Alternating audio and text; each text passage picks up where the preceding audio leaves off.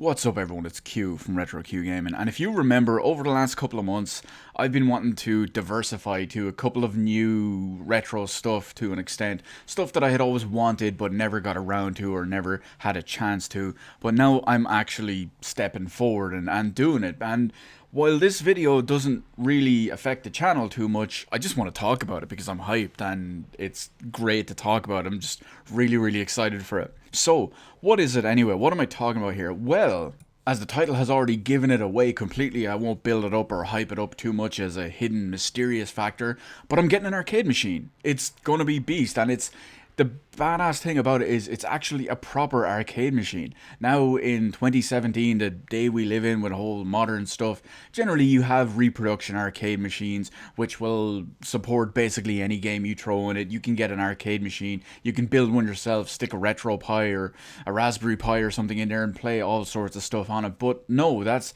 not the case. That's not what I'm actually getting here.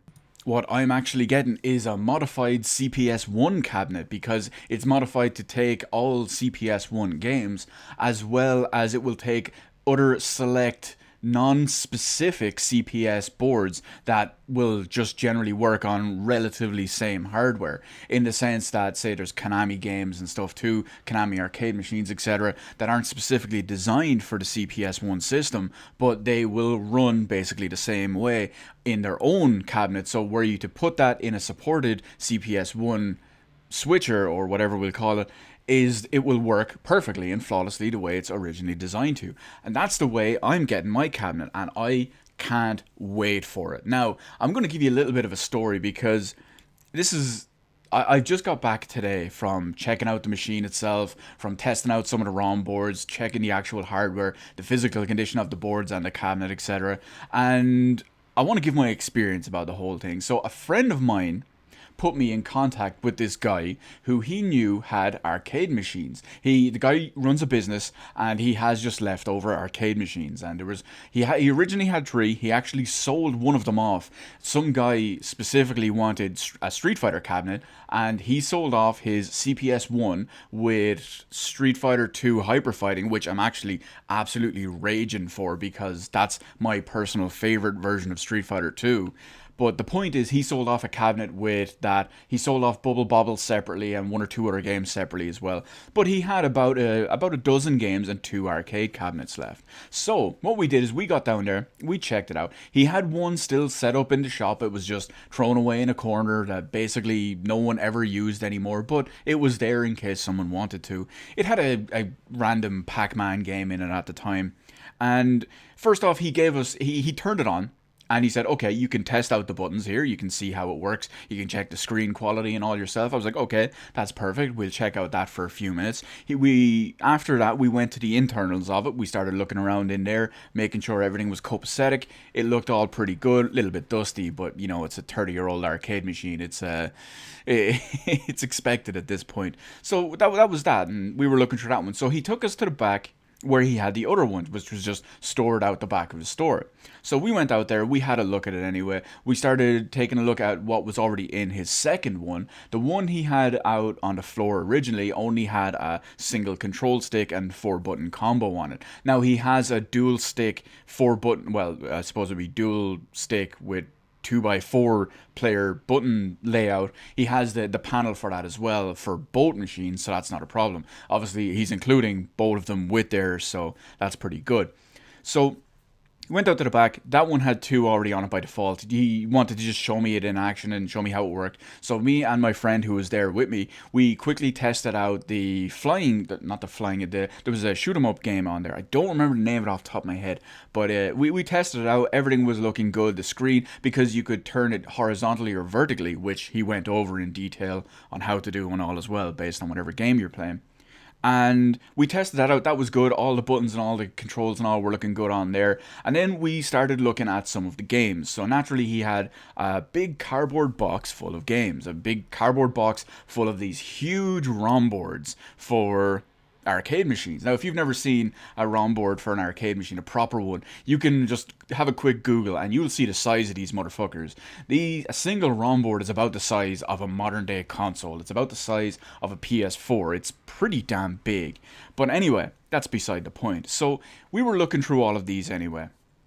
And because when my friend had originally talked to him before he spoke to me and put me onto him, that he got a list of a couple of the games he had. Now, there was a couple of games my friend couldn't remember. There was also a couple of games that the guy actually didn't know what the boards were at the time, because he just hadn't looked at them in so long, and some of them weren't even marked. So the point is, we got down this big box, and there was about a dozen more games inside it. And I was looking at the games in there. He was pulling out the boards one by one, and he was looking through them. So he goes, okay, here we have Space Invaders. Here we have, let's see, what other games do you have? We had Ghouls and Ghosts. Yes, that's right, Ghouls and Ghosts. I'll get to what game or games I'm getting with it specifically now in a minute, but that's why I'm doing it in this fashion. So there was stuff like Ghouls and Ghosts. When I heard Ghouls and Ghosts, my face lit up, or at least it did internally, because, well, you know, rules of making a deal, you never show your enthusiasm, because they can pick up on that and charge you more because they know you want that specific thing. There was also Mortal Kombat. I knew he had Mortal Kombat because that was one of the headliners he was trying to sell at the time when he was talking to my friend, because, well, let's face it, let's be real. When you think arcade games from back in the day, the majority of people will know Mortal Kombat is a big name, Street Fighter is a big name, so he had already sold his Street Fighter, he still had Mortal Kombat. That was his headliner at the time when he was trying to sell it to my friend and sell the idea to my friend. So, what we did is we were still looking through there. He had Mortal Kombat. He said, let me know if you want to test any of these out, and you can judge them by yourself. You make sure they actually work and all as well, and then if you decide to get them, we can work out a deal from there. So I set Mortal Kombat aside, and I set Super Ghouls and Ghosts aside. Or I think it's because it's the arcade version, it's just Ghosts and Goblins, isn't it? I don't remember what the arcade one is specifically. But we set those aside anyway, and we started looking through some more of the stuff in there. He had Final Fight, which, okay, I wouldn't mind owning Final Fight. It's a great game. I love the whole Streets of Rage style games. And there was a couple of others he was going through. There was let's see, he had already sold Street Fighter, he'd already sold Bubble Bobble. There was a golf game in there, there was some like Italian 90s soccer game in there as well.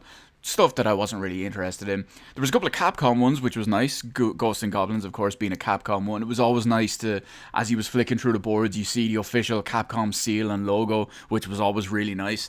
And then we got to the bottom. So he pulled out the second board from the bottom, and he was moving it aside, and as he was moving it aside to reach in to take at the bottom one, I noticed that the board on the bottom had a Konami logo on it. And straight away, for a second, my heart skipped a beat, because I know what Konami have made in the arcades for back in the day. Now, there's a couple of games that Konami made for specifically for arcade machines that have all been really good, really high quality and stuff like that as well. And there's one or two of them that have never had a proper console port, and that you could only get them properly by, well, I say properly, by either getting an arcade machine or by emulating an arcade machine emulator on a PC. Now, of course, we all prefer the cabinet. We'd prefer the whole upright thing, the whole actual stand-up cabinet as we do.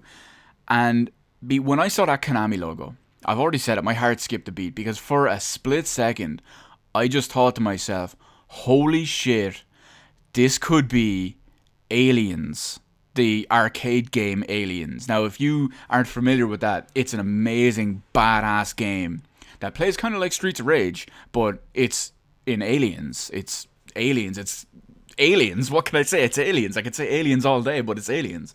Google it or check it out on YouTube here if you're not familiar with it. But, you know, straight away when I saw that, my heart skipped a beat. I looked at my friend, because that would have been like a visual giveaway for, holy shit, this is real. This is big. This is a deal. And I looked over at him, but he was looking down at the box, so he didn't actually see me look over. So I made a big deal of it to myself internally. Didn't let it show, because, you know, you got to keep that poker face for business deals. You do what you do. So we set that aside anyway. I added Aliens to the pile, and I did it nonchalantly because it was more so just I want to see it, rather than it's like, oh my god, it's Aliens, I need to see this and possibly buy it. It was just like, let's see what Aliens is, let's see what that one is. I pretended I didn't really know or didn't really remember what it was. So we went back out. Straight away he puts in one of the games. The first one he tests in is Ghosts and Goblins, or Super Ghouls and... I just know it as Super Ghouls and Ghosts because I have the Super Nintendo cartridge for it, and it's Super Ghouls and Ghosts on there. I believe on the NES and possibly even in the arcade, it's just Ghosts and Goblins, but I know it as Super Ghouls and Ghosts, so I'm just going to keep calling it that. So we tested that out. I played it for maybe like 30 or 40, what did I say, 34? 30 or 40 seconds of actual playtime. The buttons were good. One of them is a bit stiff, but, I can do that myself and fix that myself. And yeah, it's pretty solid. The sticks work gorgeously. The buttons still work pretty damn well after all this time, and it's pretty responsive. The screen is nice. It's not too dim. The colors are nice and bright as they should be, and of course the sound is pretty damn good at the same time. So that was that. I was like, okay, let's move on. So he wanted to put on Mortal Kombat next. Well, that was what he said was his original plan, to put on Mortal Kombat next. And I said, oh, here, just put this one in. This one's closer. And I handed him Aliens. And he booted up Aliens.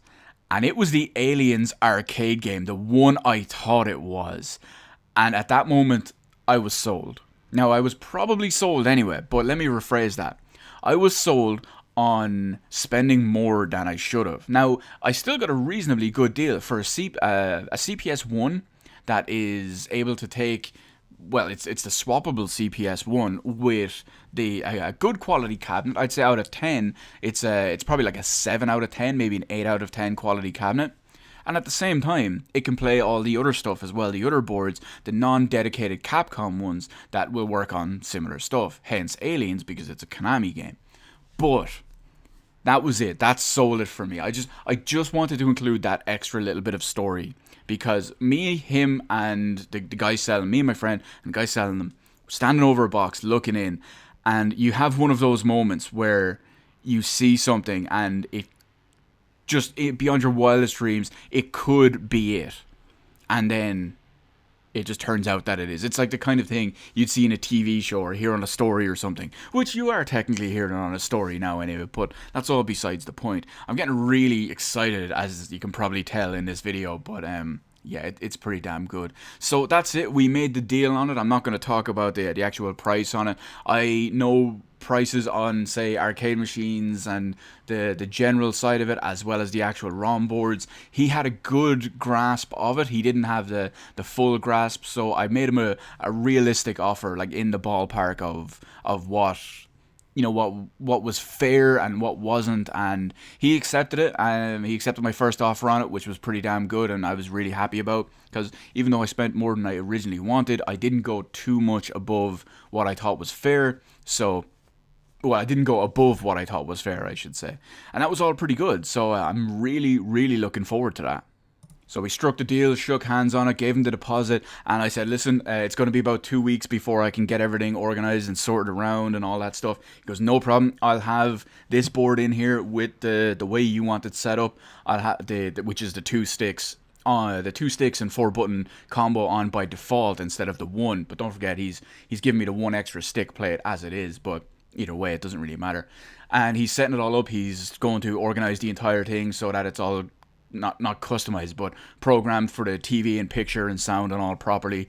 He's going to root out the documentation for stuff like the switches inside, for say difficulty, cost, etc. Even though he's already showed me how to set it to free play anyway, so that doesn't really matter. But at the same time, it's going to be badass. It's going to be about 2 or 3 weeks before I have it. I'm going to make a video on it when I get it. It's going to have probably me and a friend playing a little bit of Aliens. It'll be some off-screen footage of me and him playing it. It's going to be cool. I'm going to do a bit of restoration on it as well, because it is like a 30-ish year old cabinet, and some of the edges, some of the corners and all are a bit peeled away. Basically, you just need to redo the wood, and it's pretty much fine. So it's still in pretty good condition after all this time, and I'm just so absolutely psyched to finally have a CPS arcade machine, because you can get Street Fighter 2 Hyper Fighting which, as I already mentioned, is my favorite version of Street Fighter 2 for a CPS1. So I can get a CPS1. Since I'll have a CPS1, I'll be able to get my favorite version of Street Fighter and have it on a legit arcade machine. It's going to be absolute beast. And I'm probably going to go back to him as well, because he has Super Ghouls and Ghosts. He has Mortal Kombat. Mortal Kombat's obviously a bit further down the list for my interest. Not that it's a bad game, it's just there's more important stuff. He has Final Fight, some stuff that I actually want, you know? And he's already he told me the prices of the individual ROM boards as he wants to sell them as it is, and they're in line with online prices as it is anyway, so he's not trying to rip me off on that, because like I said, I've looked into all this stuff and I know it. But he did, on the benefit, or as a benefit on the side, he said that, listen, if you do take this arcade machine, even if you come back in like 6 months or something and want an extra one of these games, I'll cut you a deal on it. So that's even better. If I do go back to him for, say, Super Ghouls and Ghosts or Final Fight or whatever the fuck it is, I'll still get a better deal off him than I will somewhere else. And it's local. I can literally walk there. So it's pretty damn beast. I'm really hyped. I'm really excited. I can't wait. I can't wait to show you guys as well. I'm going to make some videos on it when I actually get it. Some videos of me and him playing it, me and friends playing it. It's going to be fucking cool. So let me know in the comment section below, do you have an arcade machine? Would you like one? Would you prefer one? Do you think I'm an idiot for buying a CPS1 instead of a CPS2 or 3? But realistically, I'm just happy to get a CPS1. I'm happy to get anything. I could have a CPS1 machine, eventually get a CPS2 machine, eventually get a CPS3 machine. Whatever. Let me know it all in the comment section below. Hit the like button, hit the subscribe button. Thank you for watching, and I'll see you in the rest of the videos in my channel.